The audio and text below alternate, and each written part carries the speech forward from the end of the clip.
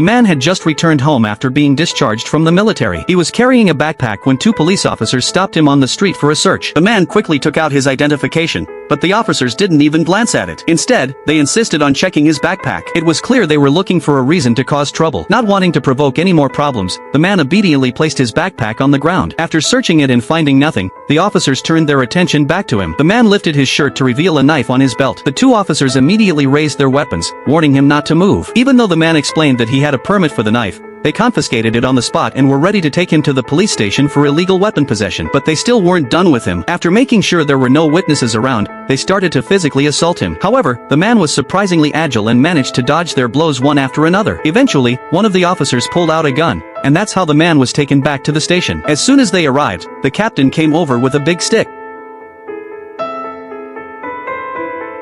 When he saw that the stick had no effect on the man, he reached for a stun gun from his belt.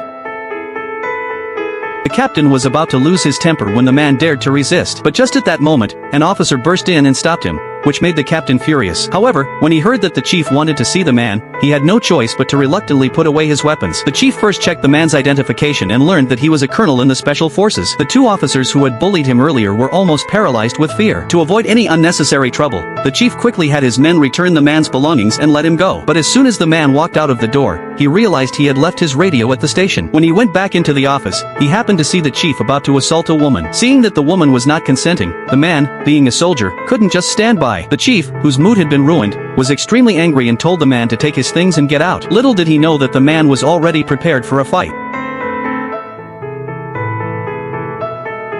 The man then picked up the ashtray, pulled out the phone cord, and calmly walked out of the office with the woman. Unfortunately, as soon as they stepped out, an officer walked into the chief's room. Realizing that their actions had been exposed, the man quickly threw the ashtray and knocked him unconscious. He then wrapped the phone cord around his hand and slowly walked into the hall.